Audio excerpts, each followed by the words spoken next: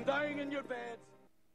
Years from now, would you be willing to trade all the days from this day to that for one chance, just one chance, to come back here and tell our enemies that they may take our lives, but they'll never take our freedom?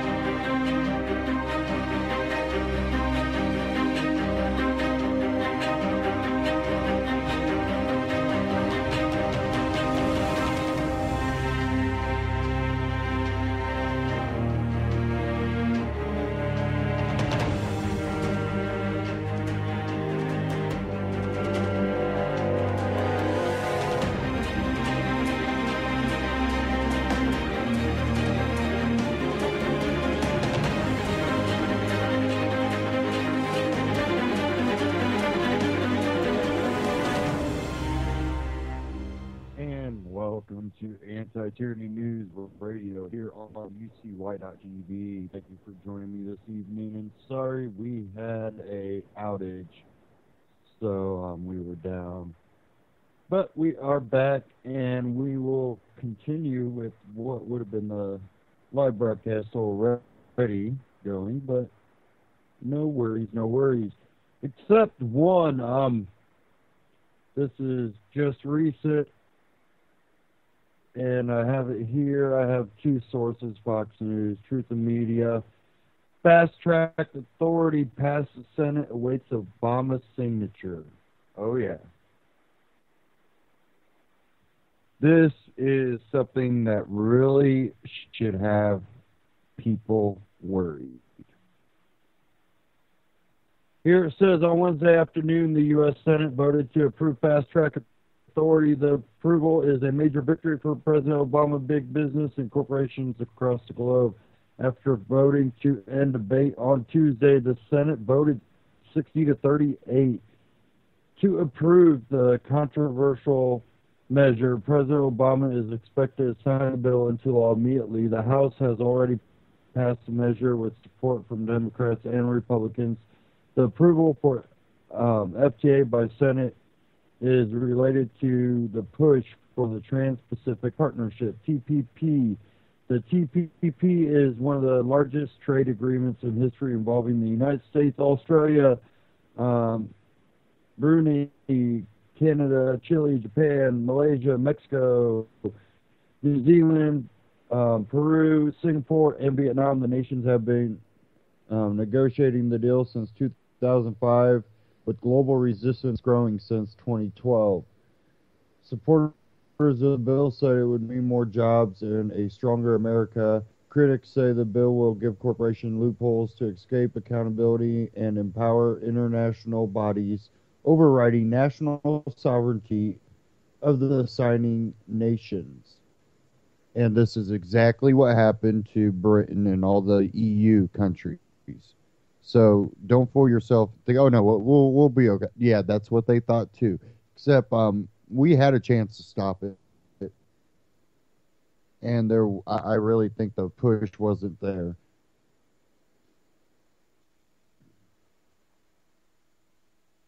So Senate Finance Chairman Orrin Hatch, Republican from Utah, co-author of the bill, said it was a historic day and called the vote perhaps the most important bill we passed in the Senate this year. On Tuesday, Senators Rand Paul and Ted Cruz both voted against ending the debate on the bill. The trade agreement has been notoriously secret, with the public only viewing chapters of the text, which have been leaked by WikiLeaks. U.S. Representative Leonard Lance, Republican from New Jersey, a supporter of the TPP, called for more transparency in a letter sent to U.S. Trade Representative Michael Froman, Lance said that his constituents support the agreement but do not want secrecy. They, however, want trade agreements that are transparent and good for American workers and American taxpayers. Lance wrote, yet the TPP negotiating text is currently classified and only members of Congress and staffers with security clearance can access it. I believe declassifying and releasing the negotiating text online will bring much needed transparency, accountability, and public awareness to the TPP trade agreement and its policy implications. Um, we're eroding into a model of global governance. And this is something that the UN and the creation of the UN, creation of the League of Nations, all this was set up to do. Of course, there might have been actual, well, we want to end war and we want to get along. But there were already influences from the beginning from powerful people, some of the elites in the families we still know today, that it became more about power structure.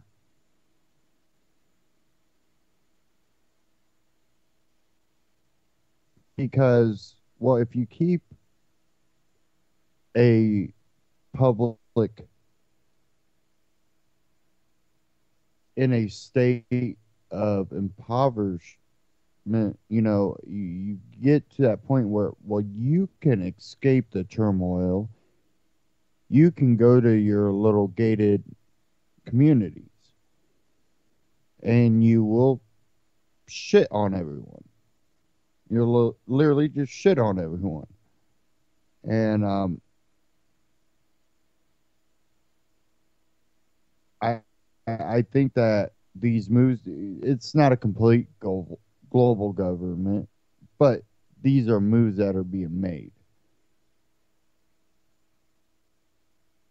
That's why you see the turmoil here at home and you see it abroad.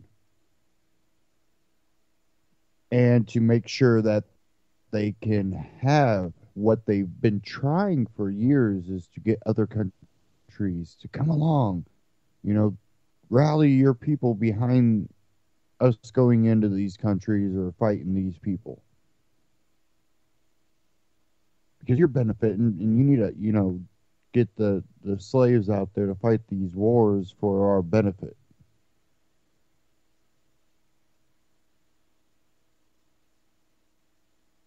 And there's a lot of opportunity out there still here in America. There, not as much as we would like to see, of course, but there, if you're willing to put in the work, there's opportunity.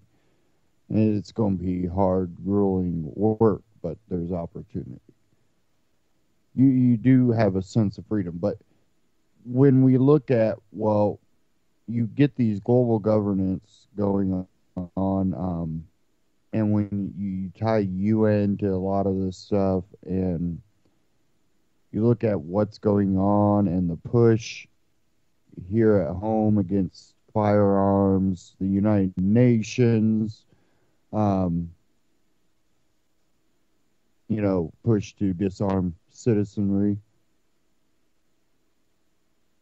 And you look at, all these military exercises going on in America, and there was one where there was a photo of some UN vehicles.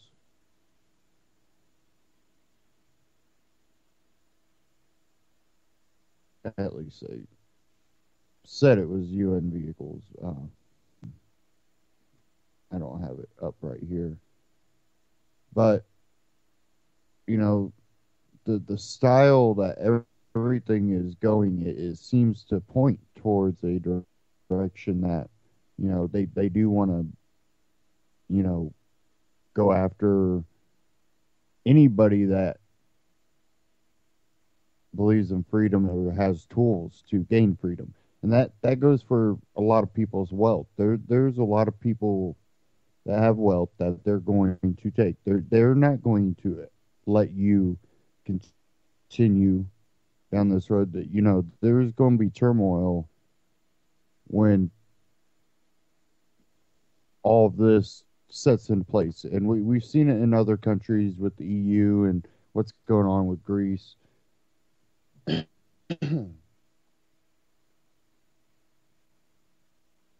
me. I did have one I wanted to play.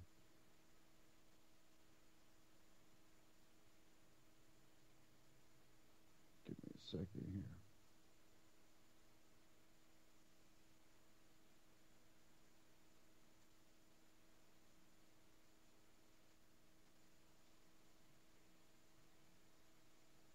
This one is Greece collapse. This was one day ago from AMTV, and forewarning, there might be explosive language in this content. But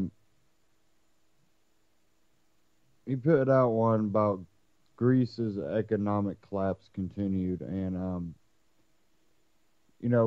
the whole formation of the EU and what people said it would do is very, very similar to what they're doing right now with the TPP and the Fast Track Authority.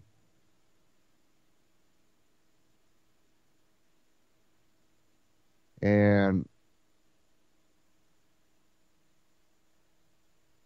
we're going to run into a situation if the Fast Track Authority is there. They either vote yes or no. That's basically it. They won't know what's in it. Just vote yes or no. And we see how stuff like that goes. How has you'll know what's in it after we pass it. Gone. Well, they just pass it. We don't know what's in it. We're not going to know what's in it. We're going to pass it because we're told it's good. How obvious has our government got where they can literally go, you can read it after we pass it? And people are like, okay, I'll vote for it. I want to read it. No, that's not how it goes. You want it passed, you let us read it. You make it public. You don't hide it. Because that's pretty obvious if they don't want you to read it before you pass it.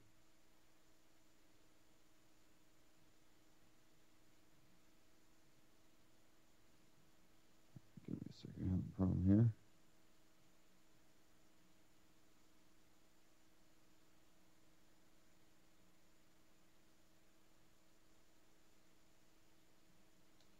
Huh.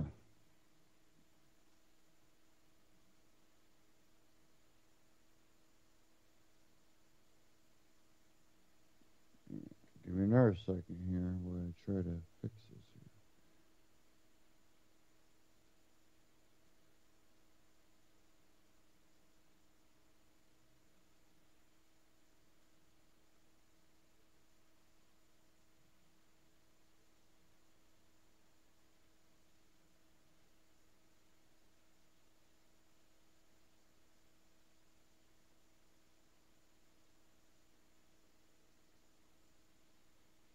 Sorry about the delay, guys. Looks like I'm having some technical issues over here, too.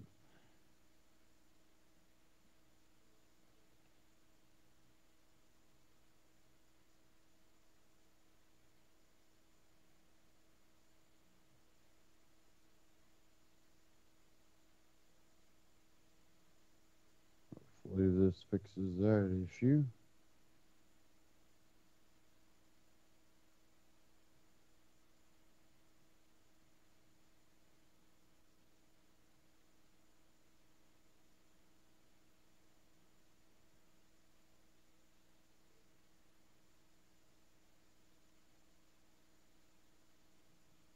Here we go.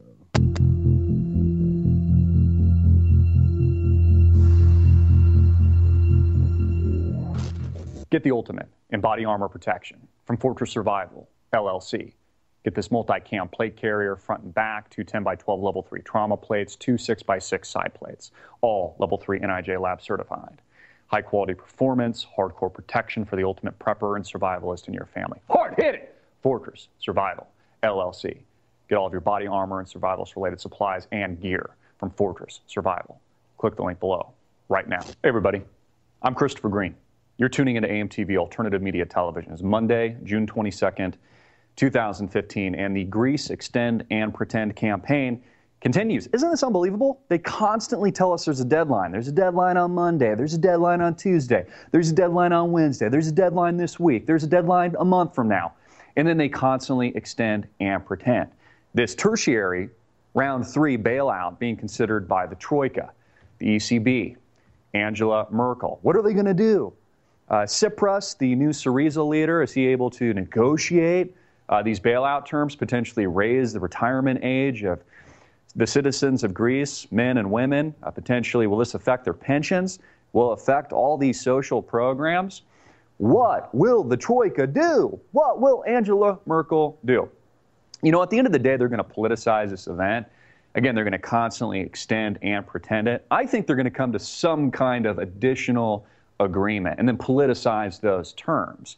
Because again, the Troika, the ECB, has to be all in. If they let Greece fall, then potentially they would let Portugal fall, or they would let Spain fall, or they would let Italy fall. So the entire integrity, really, of the European Union is centered around Greece.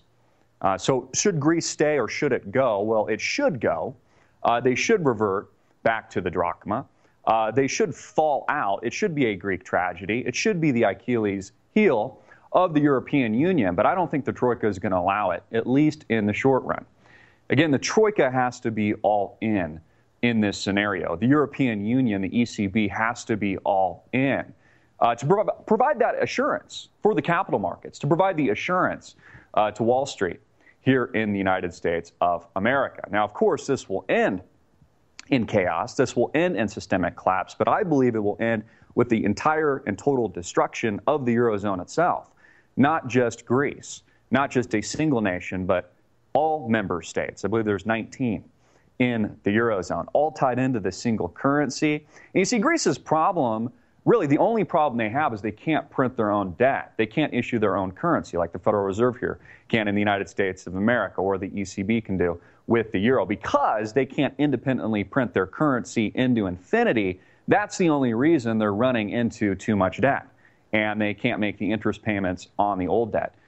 You know, a common misconception of these bailouts is that the first bailout and the second bailout and potentially the third bailout is going to the Greek people, the people of Greece. That is totally and utterly false. All the bailout funds are actually going back into the banksters' pockets, going back to the ECB, going back to the Troika, because again, they're the ones that are holding this hot potato of debt. And the big banks in this country and around the world and in Europe never, ever take a loss. In fact, I'll hear people tell me this. They'll argue with me, and they're very apologetic. They're like apologists that like getting screwed over by the banksters will say, you know, Christopher, in 2008, 2009, the big banks in this country had no other option but to make sure that the whole world didn't come to an end in 2008 and 2009. After securitizing trillions of dollars worth of these financial instruments, mortgage-backed securities, CDOs, the derivatives market, etc., making trillions on the upside, selling debt to anybody with a pulse, and then basically not even asking, but stealing trillions of dollars worth of bailouts, so big banks in this country, too big to fail, like JP Morgan Chase, could unfairly swallow certain banks like Washington Mutual and become even bigger and larger behemoths than they are today, posing a greater systemic risk and a greater problem to our system. And you see, the problem in Europe, the problem in the United States of America is structural. We are structurally insolvent. It's exactly why there will be some kind of black swan event in the not too distant future, just like what was experienced in 08 and 09, because nothing's been fixed. Just because the stock market's trading at all-time highs and interest rates are held down at zero indefinitely doesn't mean there's truly been a recovery doesn't mean that any of the problems have been addressed. We're hearing this from money managers all over the world right now that are saying you should physically hold cash. Some are in addition to precious metals, in addition to gold and silver, maybe 25% of your portfolio, for example, is in gold and silver. Money managers saying the other 25% should be under your mattress, whether or not it's dollars or it's euros or it's Swiss francs or it's any other type of currency that you could potentially hold, the Canadian dollar, for example. You know, I think that the takeaway here for anybody that actually still has any money left that hadn't been already raped by the system, hadn't been stolen from in 2008 and 2009 with this engineered wealth transfer, I think the takeaway is to diversify as much as you can. You know, maybe, for example, that's 25% in stocks in certain sectors. Maybe you buy the oil patch, for example, or you buy beaten down companies and have some exposure to equities. Maybe the other 25% of that is in bonds of utilities, companies that have physical assets like land, real estate. It could be like a water utility or something like that. Bonds. The other 25% could be gold and silver. The other 25% could be in land. Again, I talk about this all the time. You can invest in collectibles. You could invest in fine art. The wealthy, the elite around the world are buying things like collectible cars, you know, dropping $2 million and then flipping these cars in 5 to 10 years. So I think the takeaway is diversification, because at some point everybody knows, especially the elites in this country that fly off to Davos, to fly off to Cannes, and all these, you know, hobnobbing events, they know what's coming. Just like a good minority of them, but the majority of this group knew 2008, 2009 was coming. You know, people like Jamie Dimon, who are billionaires today, who's a billionaire banker as a result, and benefiting from these multi-trillion-dollar bailouts to bail out his company that he was running during the heart of the crisis that caused the crash in the first place, that again created these synthetic instruments and derivatives, this fiction that promoted the collapse of equity markets in 2008 and 2009.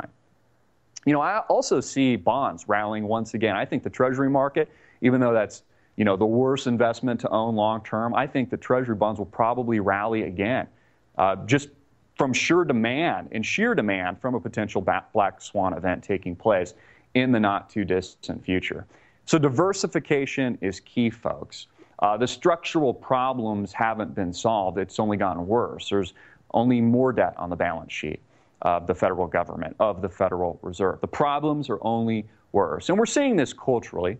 We're seeing this, for example, with the Dylan Roof shooting, these escalating racial tensions being promoted by Obama and the White House. People want to know why I didn't talk about it? Because it falls right into the lap of CNN's bullshit racist narrative. It falls right into the lap of the President of the United States, Barack Obama's bullshit racist narrative. Let me give you an example. When someone says, let's say on CNN, you're watching CNN, they say, we're going to talk about race. Let's talk about racism, Christopher. What is the first thing that comes to mind into that public sphere of consciousness for those people that still actually have a brain and are thinking and aren't, you know, totally propagandized by the bullshit?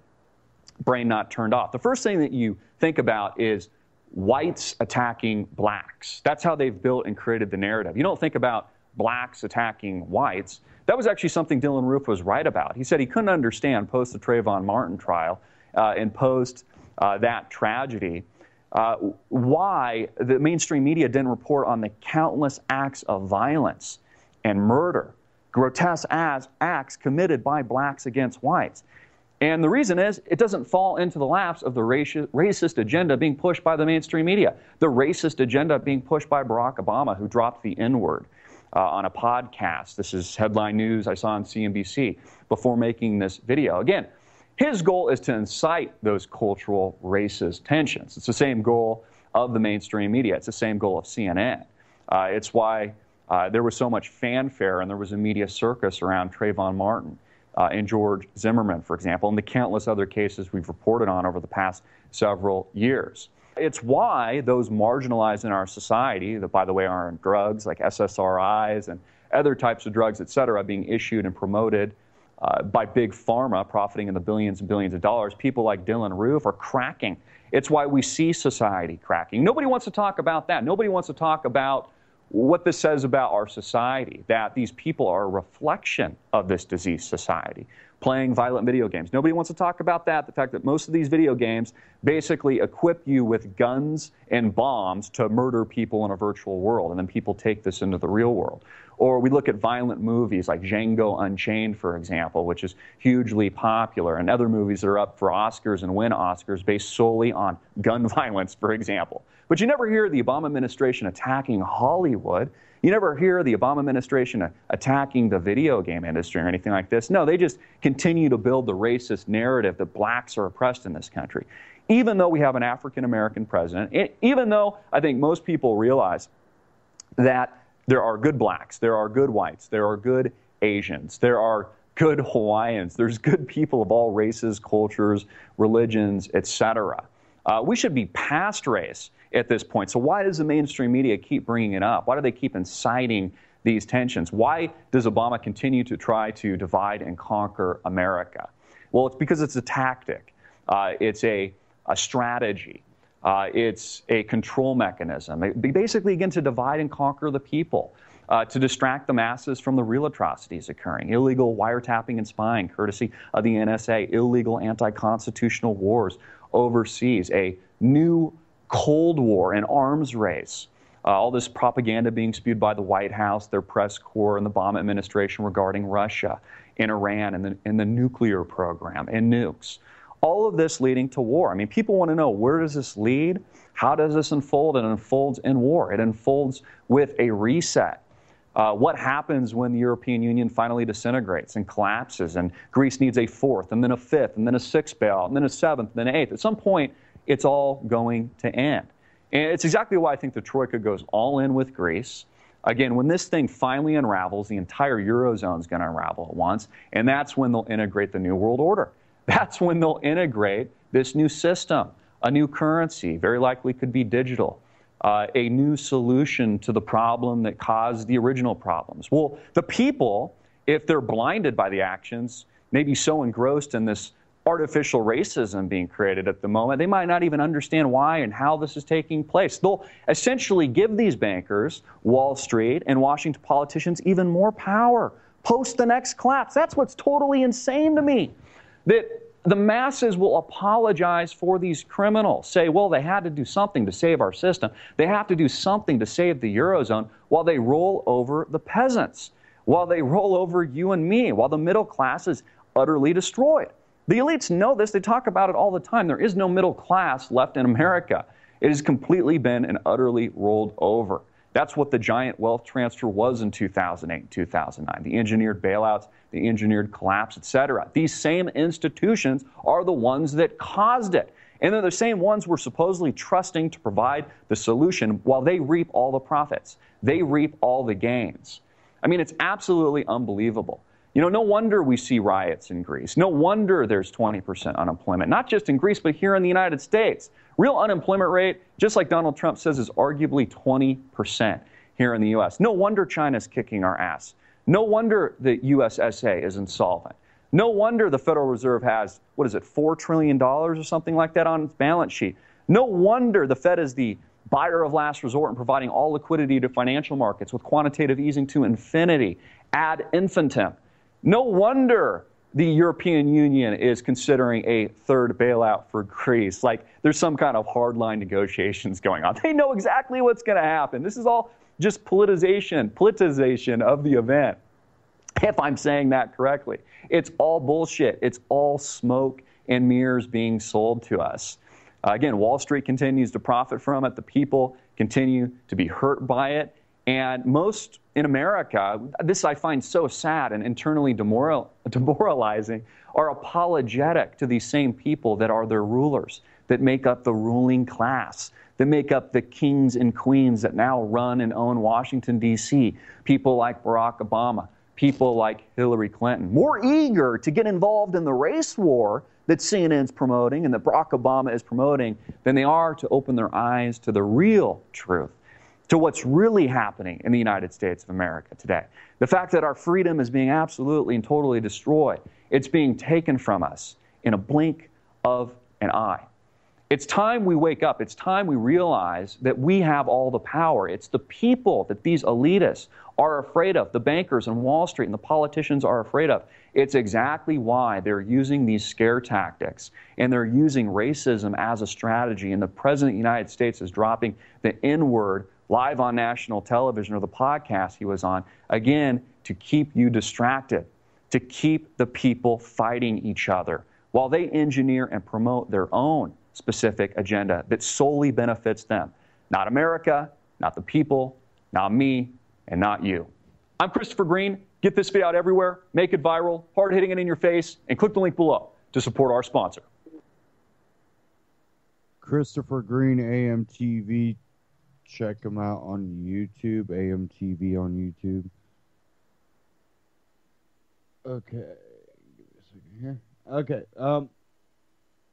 getting into this whole racist war that Obama and his little minions have, I believe, have intentionally started here in America, to bring it boiling to the surface when young people really have been doing a pretty good job getting past it.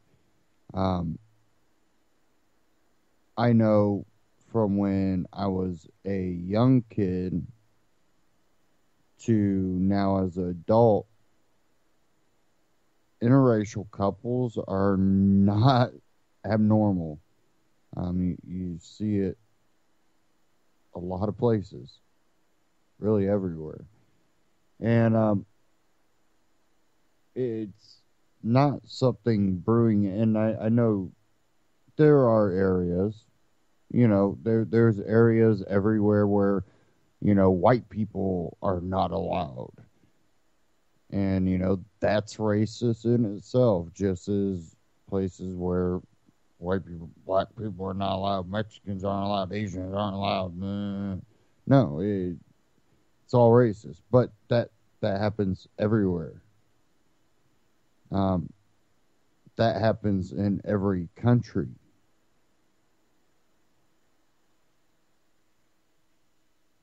It's not something that's new. We act like, oh, there's people that are sexist, so there's a problem with sex. Yeah, there's always been a problem. And we always seem to break through it to turn it into such a battle where you aren't helping it along. You're trying to force it along, and always what happens when you force something along, you end up fighting and violence.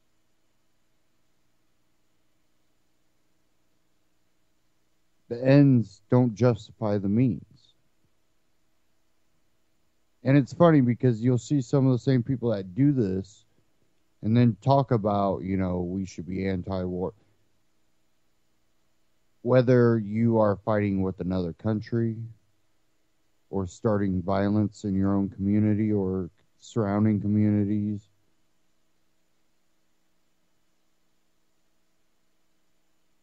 you're committing the acts of violence. And no one's ever right unless you are simply and only defending yourself.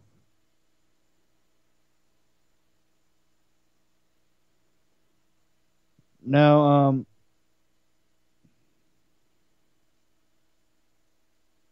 this was published yesterday, 150 years after the Civil War, how that flag comes down. Another racist tragedy reminds us that 150 years after the end of the Civil War, America still has a minority that has failed to integrate with fatal consequences. Although some of the members of this minority are unusually educated and privileged outliers, we rarely see them with their hands on the levers of power. We rarely see them in control of large companies or whatever else there is great wealth. Their neighborhoods tend to be poorer than those of the rest of the nation. When its men walk down the street wearing fashions and symbols that reflect their subculture, others look down upon them. It is a minority that is even viewed as less intelligent than the rest of America, more prone to violence and simplistic politics. I am referring, of course, to white Southerners. That's not what you were expecting, was it? Which is a shame because ending America's deep racial wound that reopens and literally bleeds all too frequently, even 100 years after it was inflicted, depends on our understanding the lack of integration of not only those who have been historically victimized black Americans, but also those who are accused of providing the cultural context for the ongoing victimization white Southerners. I was not born American, but I shall become one very soon, and when I do, America's history will become mine. It's hearts of all other Americans. My heart is breaking at the recent event in Charleston, a deranged but utterly calculated attack on the values and the people of my nation.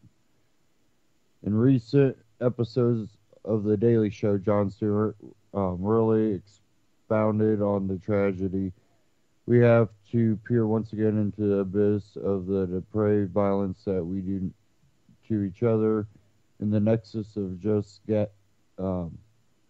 a just gaping racial wound that will not heal, but we pretend doesn't exist.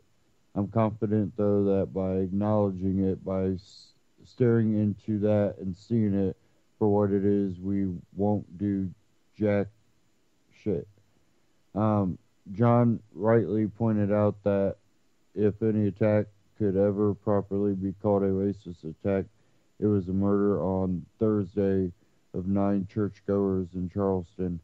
As he explained, the church where the murders were committed is a symbol to the black community, not least because of the attacks but have been perpetrated there before, and the murderer wears a coat on which are sewn flags of 2 of the worst white supremacist apartheid regimes that the world has ever seen. But then John said something that jarred with me. We are steeped in that culture in this country that we refuse to recognize it. I cannot believe how hard people are working to discount it. In South Carolina, the roads that black people drive on are named for Confederate generals who fought to keep black people from being able to drive freely on that road. John called this state of affairs insanity and racial wallpaper, and he said of it, you cannot allow that. He is right to draw attention to that wallpaper. If I were black and my surname was the name of the man who enslaved one of my ancestors, I'd have a negative reaction to such cultural fabric and the insensitivity it implies. I'd be justified in feeling insulted by being told I do not understand what it really means.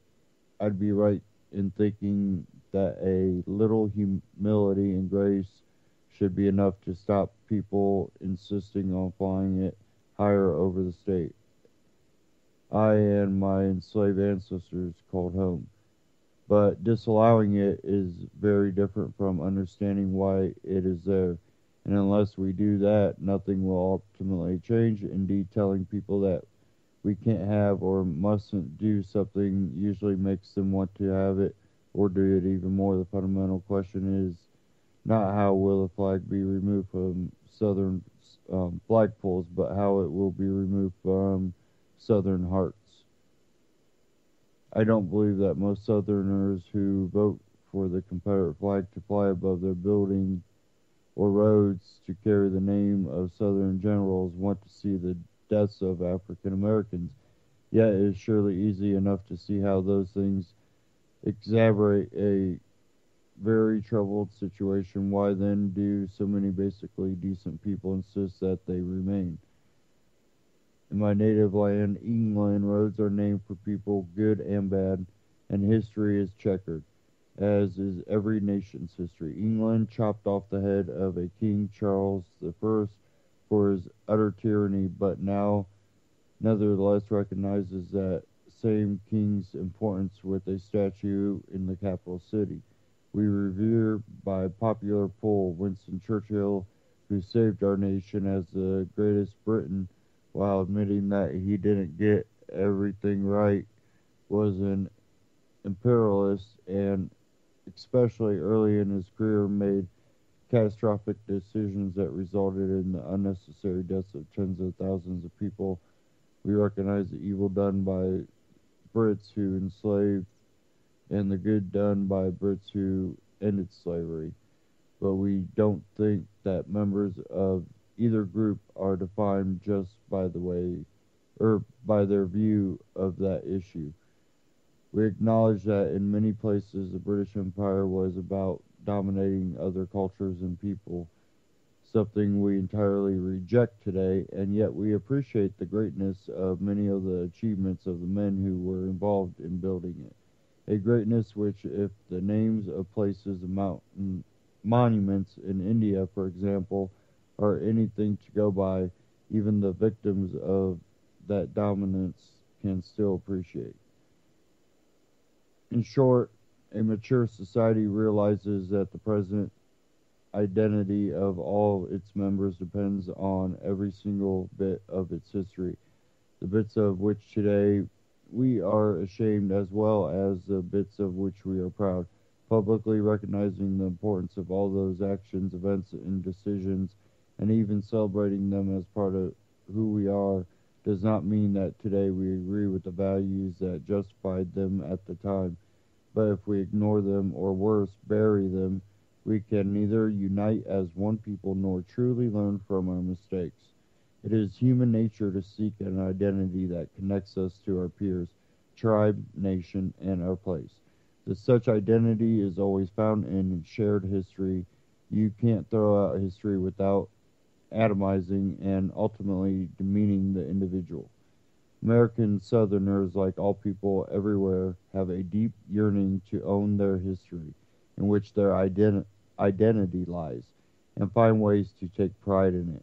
The South has a rich history that is so much more than slavery, but the rest of the United States, of which the South is politically a part, seems not to be able to integrate and celebrate that history. Rather, the history of the South is to America as a whole a kind of anti-history, a foil to the great and good path that America chose. In other words, America's identity not only fails to include the South, but almost depends on historical rejection of it.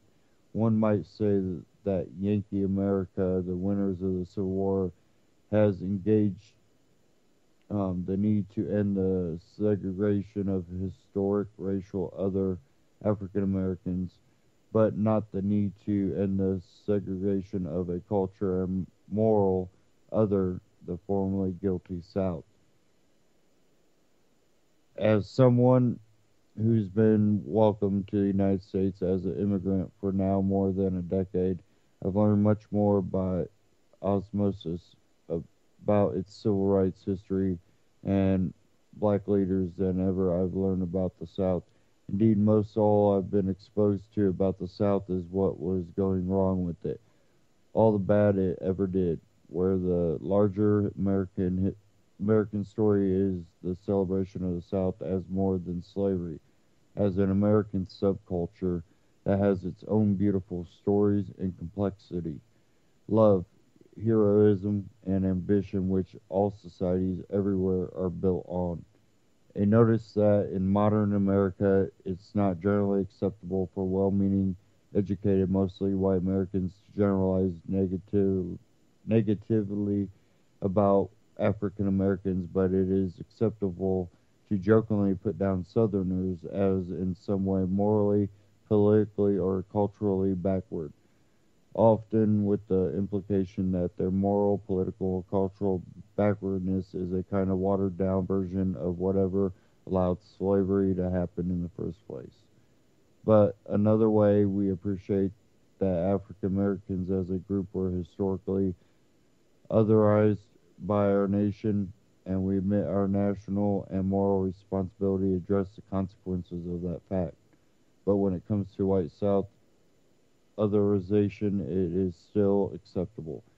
We can't call it racism because the North and South are not racially different, but it's still chauvinism, and it is about as old as the Civil War and therefore very, very deep.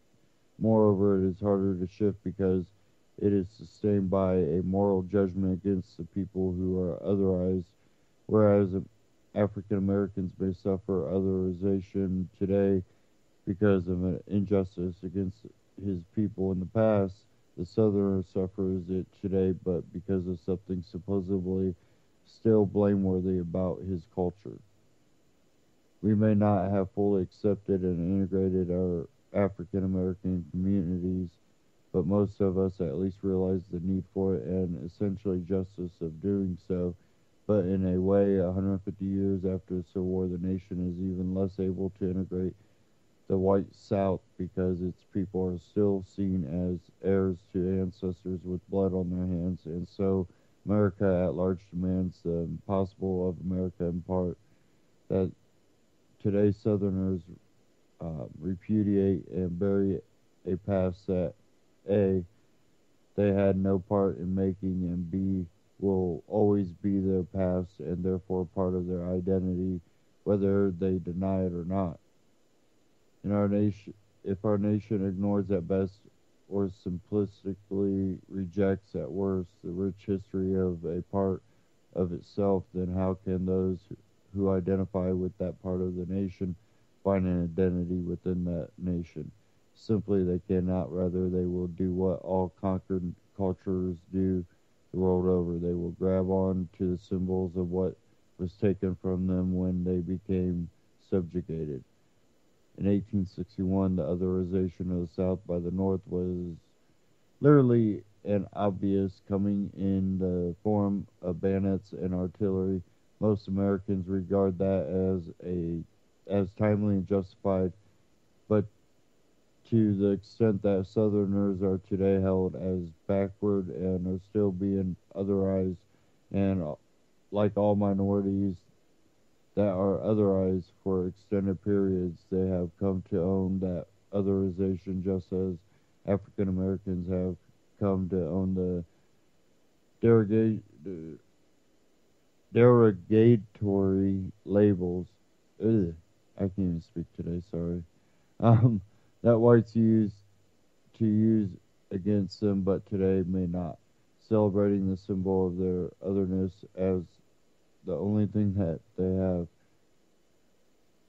It's simple human nature. And you can read the rest of the article. It's actually really, really long. I wanted to get down to that point because it really does go in not only into these type of situations, but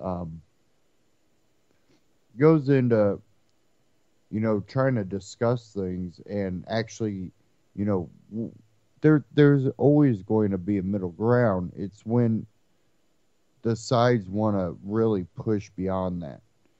And the middle ground is always going to have to require not giving government power over it, because government will go, oh yeah, we will give you safety.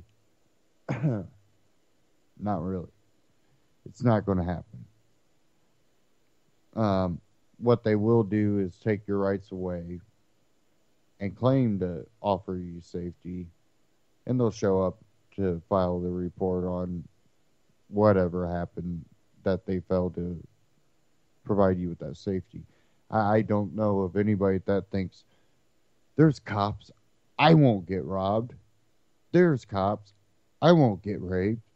There's cops, I won't, get hit by another person in a car or, assaulted. Why don't we have that? Well, because they don't provide safety. That's a fallacy that people live in, that, people can provide safety for you. That's why self-defense is one of the most important things. And then when you take that away from people and give a minority power, that minority will run rampant with that power. They will terrorize and torment. And that is something that history has proven over and over. The freest societies, and ones that probably had the, maybe not always the easiest, but seems like they lived a fulfilling lifestyle, were ones that the right of self-defense was something that was evident.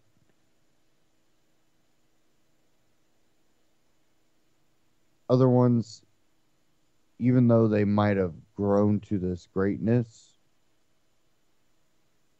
as other cultures did, some did, some didn't. Some were free, some weren't.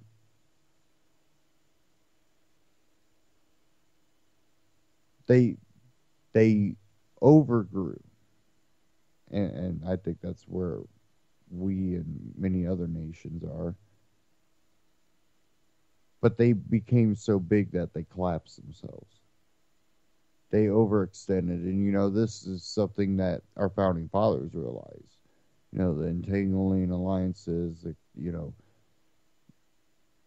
basically empire rule. They understood that. Now we had later presidents that really didn't and didn't care.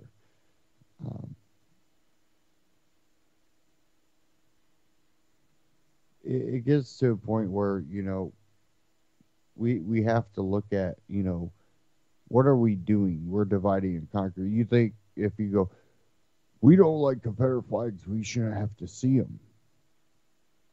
What do you think those people that you go look at that Confederate flag and, that's part of my Southern history. My family's been here 150 years. I completely disagree with slavery. I think that was, it's my history, but it's not something that I care for. If you know more than what maybe public school, and I'm sure plenty of universities that are very, very, very, very, very liberal,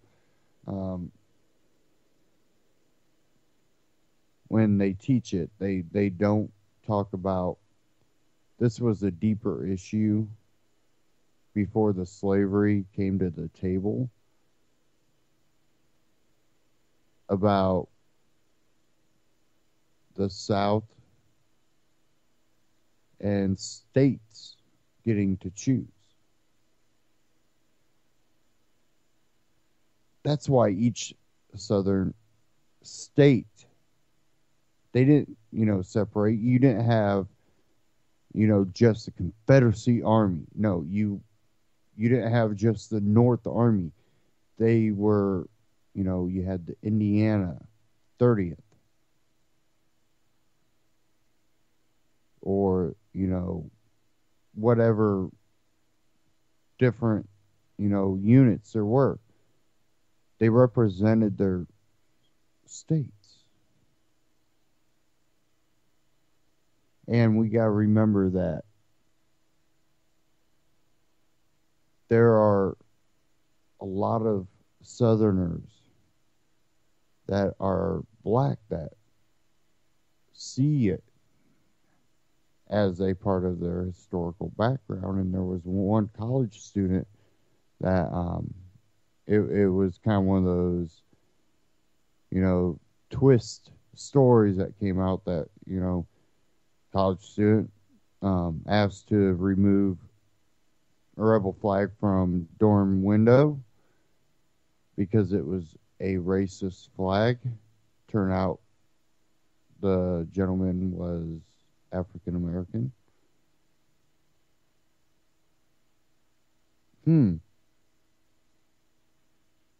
he recognized it. And, there's a lot of people that see that as that was that war that we lost for state rights. That's something that I know in the South from a lot of people. They're like, man, we lost the ability to ever have state rights again because the feds will just come in and do whatever. And a lot of times when we do nullifications, what it basically says is state and local governments and law enforcement aren't able to engage in something. But the problem is states never stop, usually, the feds from coming in. On occasion, sheriffs have.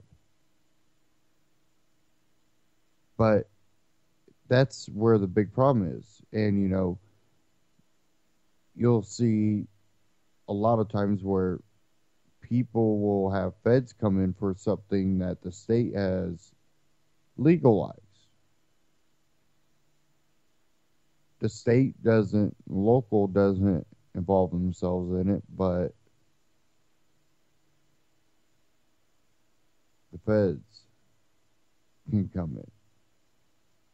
And that's why a lot of people say, well, we really lost state rights because any time the feds can come in, and the feds constantly building their power. And a lot of people look at the whole, Nazi-style homeland, defense type stuff going on with. It's almost over the top. Well, it is over the top. I was going to play the Ron Paul Liberty Report, but we are getting close to the end of the broadcast here. Probably just don't have enough time for that.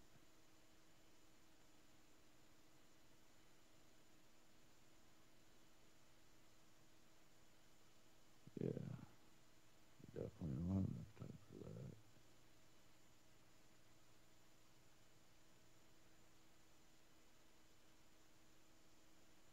that. Okay. I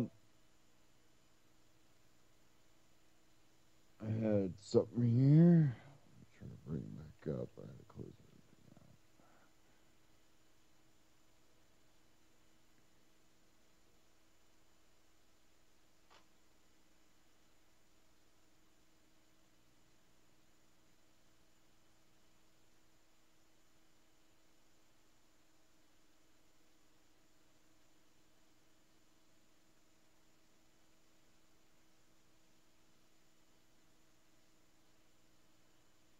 Okay. Problem here. My browser's been acting up and I try to find an update.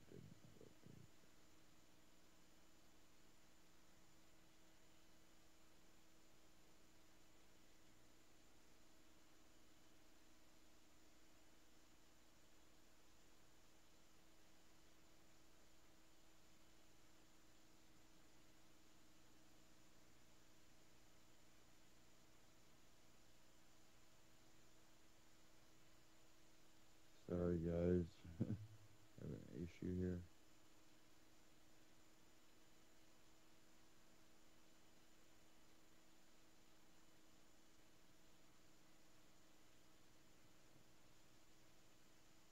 Okay, I think it's working now.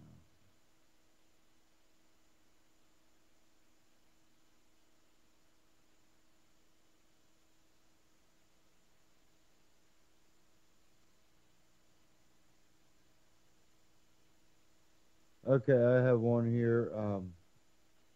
I'm not going to play the clip, but it says here a new poll conducted by Gallup says 47% of Americans would consider voting for a socialist. I fear we are finally headed for a cliff. So today on the show, I decided to take some time and talk about the history of socialism and what it would mean for Americans' future. And this was on Jason Stapleton. Social Socialism is a state control. It will never be enough for a socialist to own and control just part of an economy. Socialism is a social and economic system characterized by social ownership of the means of production. This cannot be accomplished without force. Communism is a natural and necessary product of socialism. It is a violent control that allows the state to maintain its ownership of the means of production. A few socialist governments throughout history, Lenin's socialist to communist, his government caused the starvation of 5 million. Stalin, who followed Lenin, starved 6.5 million plus murdered 1.5 million people who stood against him. Nationalists, socialists, Nazis. Hitler admired the Soviet model of the totalitarian one-party state and applauded its socialist ideology that human beings are expendable raw material to be used for state purposes. His plan to revive Germany's status led to the death of more than 11 million people. Chairman Mao said political power grows out of the barrel of a gun. The worst came to worst, um, and half of mankind died. The whole world would become socialist. Mao learned from Marx and Lenin that to stay in power, socialists had to demolish every vestige of capitalism. Mao's socialist policies caused the starvation or outright killing of 30 million Chinese people. North Korea, millions dead of starvation, concentration camps, disease. South Korea, its infant mortality rate is 8 per 1,000 versus 88 in North Korea. Average life expectancy 49 in North and 70 in South. Cuba and Castro. Cuba once enjoyed the second highest standard of living in Latin America prior to the takeover by Castro. He also learned socialism from Marx. Castro nationalized the entire economy of Cuba. He also created his revolutionary tribunals and labor camps to punish speech and thought that he deemed politically incorrect. Standards of living declined, causing the best educated and most enterprising in Cuba to flee to America. We can go on Chile, Ethiopia, Cambodia, and Venezuela. The result is always the same. Socialism is self-destructive. It always devolves into tyranny, and a socialist president like Bernie Sanders would mean the same for America. And again, we see how we were taught a lot of times about, stuff. And I know there's propaganda, and we tend to well, if there's a little propaganda, there's no truth. And there's always a little truth. That's why you always read multiple sources. There's always going to be things that both sides agree on. And that's what you have to work off of.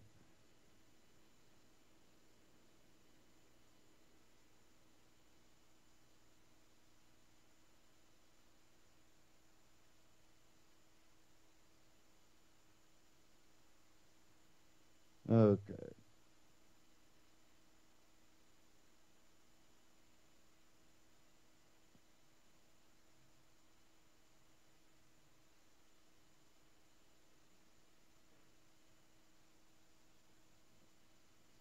Give me a second again.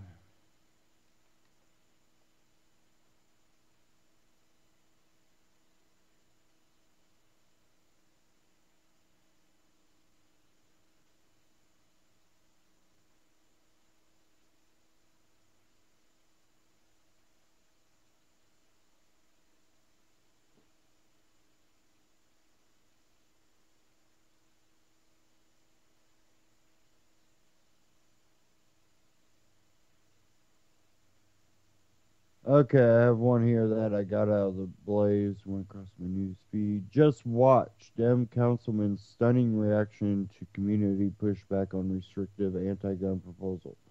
Shut up. When pro-gun advocates show up to a city council meeting in Poughkeepsie, New York, early this month, Councilman Joe Rich, a Democrat representing the city's second ward, came unraveled. Members of the Dutchess County chapter of the Shooter Committee on Political Education attend a June 15 meeting to oppose a proposed anti-gun ordinance that would require gun owners to lock up all their firearms in Poughkeepsie. The Poughkeepsie Journal reported, but Rich didn't seem to appreciate the dissenting opinion on the issue. I know why you're doing this, because you don't want us to have a law that would cause you a lot of trouble out there, Rich said to pro-gun advocates. You don't want them to work. That's the truth. You are here to make sure that these laws never get a chance to find out if they're going to work or not. When the Democrat also accused those opposing the proposal of not being residents and not loving the city, one person in attendance spoke up. The man said to the councilman, "There's a lot of people here that live in the second ward. You know, I live in the second ward."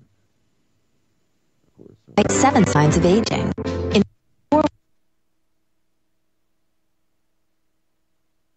something has to jump up and tell me.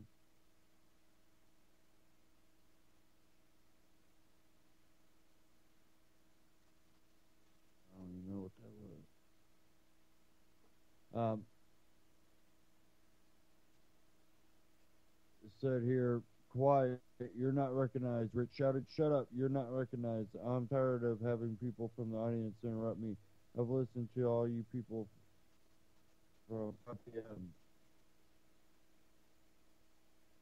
Shut up. After his outburst, the councilman voted to have an immediate 10-minute recess. Even then, heated back and forth exchange continued between Rich and meeting attendees. Rich later said he didn't mean to lose his temper, but he felt it was abusive for them to come there in large numbers wearing their shirts. They were accusing us of taking their Second Amendment rights. I got upset, so I stood up. I don't have to be intimidated by outside organizations like that, he added. And again, these aren't outside people. This is inside people.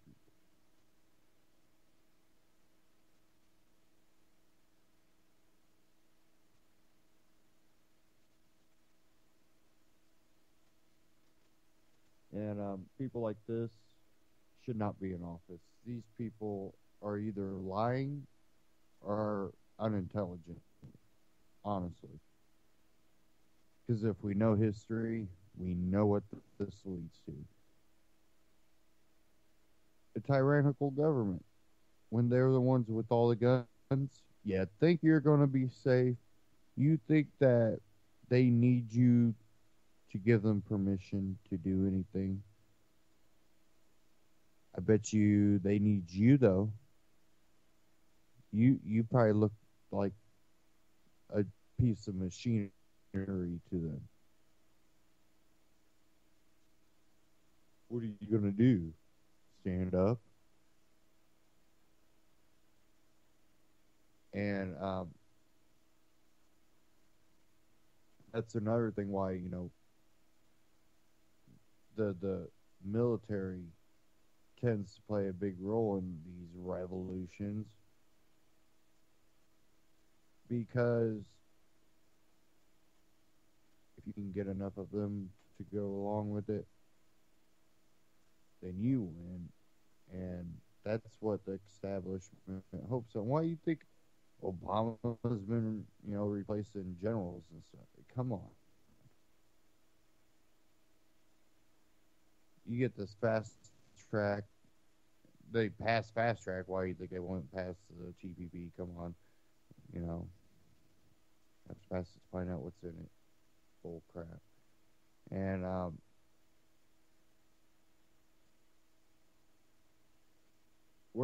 we're definitely seeing that fundamental transformation of America that he promised.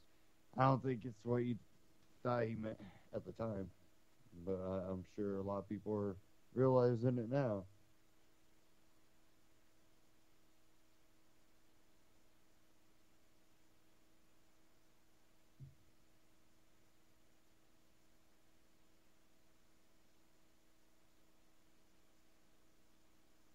Um, Again, check out Ron Paul's Liberty Report on YouTube.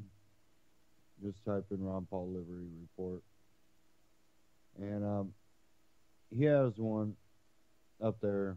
And like I said, I didn't have enough time to play it tonight. And it's really good clip.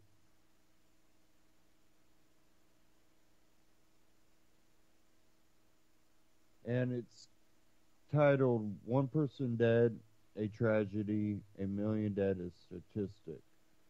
And he put this out 2 days ago. And, you know, there's a lot of important things I wanted to play again. I didn't get to it, and I'll probably play something different Friday. So, again, go check him out, get all the updates from him, and you can share these. He definitely wants them shared. So.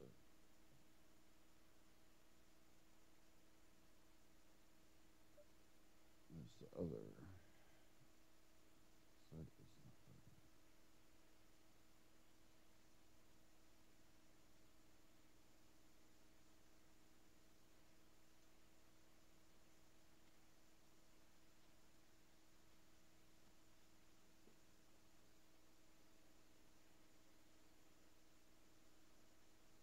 Okay. Last one I'll try to cover as quick as possible. Pentagon releases war manual claiming authority to potentially murder journalists they don't like. Washington, D.C., a new Pentagon legal guide, the Department of Defense Law of War Manual, um, which encompasses the legalities of war for all four branches of the U.S. Military, explains legally acceptable methods of killing opposing soldiers. Shockingly, the manual also notes that journalists can now be labeled unprivileged belligerents, a term that replaces enemy combatant. The Law of War Manual details acceptable means of killing to including cutting, stabbing, bombing, exploding, and shooting the enemy, while the use of poisons and suffocating gases are strictly prohibited. Surprisingly, the killing of troops that are retreating was deemed legally acceptable. Perhaps the most troubling section of the manual relates to the manner in which journalists are treated in a designated war zone. In general, journalists are civilians. However, journalists may be members of the armed forces, persons authorized to accompany the armed forces, or unprivileged belligerents, the Law of War Manual asserts. This new term, unprivileged belligerents, is now used in the stead of unlawful enemy combatant, a catch-all Bush-era term which essentially referred to any male over the age of 16 in a designated war zone.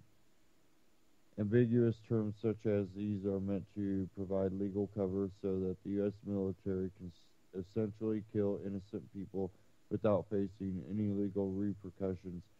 In an interview with RT, Georgetown journalist Professor Chris Chambers explained why using these terms seemingly provide legal cover, explained that the reason is because the Geneva Convention, other tenets of international law, and even United States law, federal courts have spoken on this, doesn't have this thing on unprivileged belligerents. This will result in journalists embedded with military units who are already forced to abide by strict protocols, censoring what they can show or report on, following the preferred military narrative even closer. It gives them license to attack or even murder journalists that don't particularly like but aren't on the other side, Chambers said. The Pentagon failed to detail the specific circumstances under which a journalist would be declared an unprivileged belligerent, but Chambers says he assured their legal department is going over it as the National Press Club and the Society of Professional Journalists. One cannot mistake the government's intent to tighten the control on the flow of information from the battlefield to the public at large, which raises some very troubling questions. If wars are being fought in a just and forthright manner, then why is there to be hidden from the public whose name in which you fight? One thing is certain, when journalists are targeted, truth dies. And you can find that at the Free Thought Project. I want to thank everybody for tuning in. Hope this information keeps you aware and keeps you on your feet. Stay tuned here on UCY.tv for all the broadcasts.